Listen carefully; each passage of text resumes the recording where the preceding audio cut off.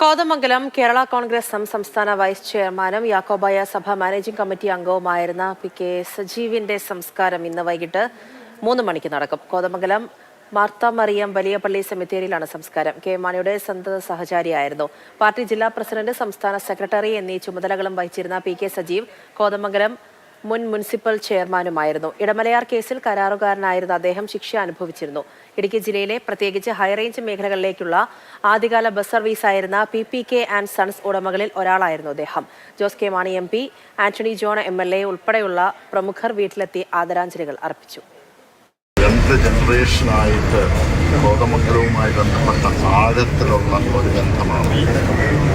കേരള കോൺഗ്രസ് പാർട്ടിയെ സംബന്ധിച്ചിടത്തോളം വലിയ ഒരു വിടവാണ് അദ്ദേഹത്തിൻ്റെ ബന്ധം. കാരണം ഒരു യുവാവെന്ന നിലയ്ക്ക് അദ്ദേഹം കേരള കോൺഗ്രസിൻ്റെ രൂപീകരണം മുതൽ ഇന്നുവരെ ഒരു ചാഞ്ചാട്ടവും ഇല്ലാതെ എപ്പോഴും കേരള കോൺഗ്രസിനോടൊപ്പം മാണിസാറിനോടൊപ്പം നിന്ന വ്യക്തിയാണ്.